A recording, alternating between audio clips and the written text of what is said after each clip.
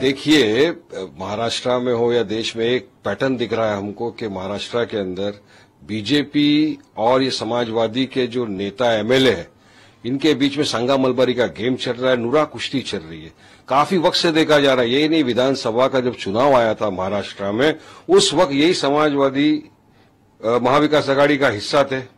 महाविकास आघाड़ी के ही आदित्य ठाकरे ने पूरे मीडिया को कहा है कि महाराष्ट्र विधानसभा के चुनाव के वक्त भी इन्होंने पूरी तरह से बीजेपी का समर्थन किया था। बीजेपी की बी टीम थी ये एसपी वाले, तब से अभी भी यही है। आपको पता होना चाहिए कि महाराष्ट्र के अंदर फिलहाल इतने सीरियस मुद्दे कि बजट सेशन इतना इंपॉर्टेंट था। यहां पर पुणे का जो स्वारगेट रेप केस हुआ था उस पर चर्चा होनी थी, वो जो आर्थिक बहिष्कार करने की आप काशीनाथ मेला के अंदर करे तो उस पर चर्चा होनी थी, जो दिन दहाड़े घर में घुस के चाकू से हथियार से यूज किया जा रहा है, चर्चाएं काफी होने वाली थी। बीजेपी सरकार को पूरी तरह घेरा जा सकता था इस सदन में, मगर क्या होता है कि बजट के पहले ही दिन सुबह में ये आते हैं 500 साल पुरानी बात, इररिलेवेंट टॉपिक के ऊपर एक ऐसा बयान देते हैं, सब स्क्रिप्टेड होता है। ये आप ऐसा बोलना जिससे महाराष्ट्र के अंदर भी हलचल मच जाएगी, भारत में देश में भी हलचल मच जाएगी, आप बोल दो।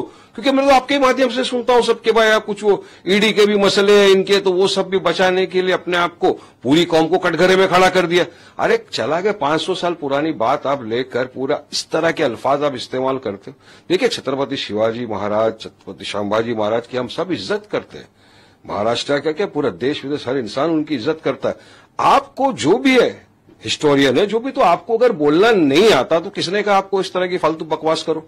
आज रमजान का महीना चल रहा है, अगर कहीं पर भी कुछ होता है अनटोवर्ड इंसिडेंट कुछ, तो पूरी जवाबदारी ये महाराष्ट्र के समाजवादी पार्टी के एमएलए और बीजेपी सरकार की होगी। अब देखिए, दोनों का काम हो गया ना, बीजेपी का काम हो गया, 3 दिन सदन आगे चला गया, ये इनका भी काम हो गया, बच गए, मगर पूरी कौम को कटघरे में डाल दिए, एक नफरत का वातावरण पूरा फैला के बैठ गई है। तो ऐसे ही भारत के अंदर आप देख रहे 2014 जब से बीजेपी सत्ता में है, किस तरह मुसलमानों के खिलाफ एक षड्यंत्र रचा जा रहा है, एक वॉर जैसी कर दी गई है मुसलमानों के खिलाफ, हर चीज से नफरत। अजान का हमारा लाउड स्पीकर आप बंद कर दिए।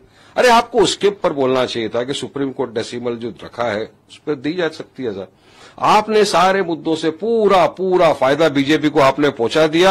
आप पूरे के पूरे बीजेपी की बी टीम हो, ये पूरा सिद्ध हो गया, 200% कंफर्म हो गया। हम तो पहले भी बोलते थे, और आज मैं समझता हूं कि भारतीय मुसलमान कोई भी इनके बयान का जरा भी समर्थन नहीं करता, बल्कि सब मुझे तो फोन करके बोल रहे वारिस भाई क्यों इस तरह की बकवास करने की क्या जरूरत, विकास का मुद्दा उठाना था, डेवलपमेंट की बात करना था, लॉ एंड ऑर्डर सिचुएशन जो महाराष्ट्र में बिगड़ता जा रहा है उस पर सरकार को घेरना था, आपको सवाल करना था।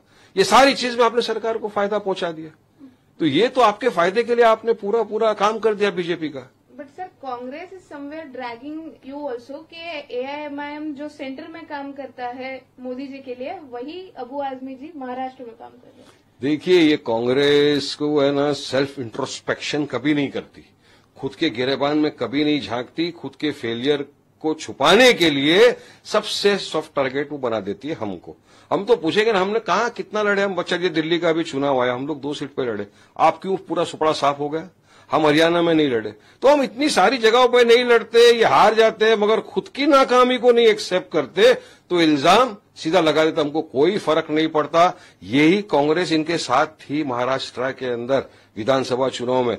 क्या हुआ? पूरी तरह से कांग्रेस के कैंडिडेट के सामने समाजवादी पार्टी ने अपना कैंडिडेट खड़ा किया, कांग्रेस का हिस्सा होते हुए, महाविकास आघाड़ी का हिस्सा होते हुए खड़ा किया, और पूरा बीजेपी को उन्होंने सपोर्ट किया।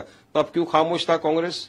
नहीं बोलते। इसीलिए ये जो कथाकथित सेक्युलर पार्टियां अपने आप को बोलते हैं ना, ये खुद को बचाने के लिए, खुद की नाकामयाबी छुपाने के लिए पूरा टोकरा हमारे सर पे डालते हैं। डालो, कोई फर्क नहीं पड़ता, देश जनता सब जानती है हकीकत क्या है।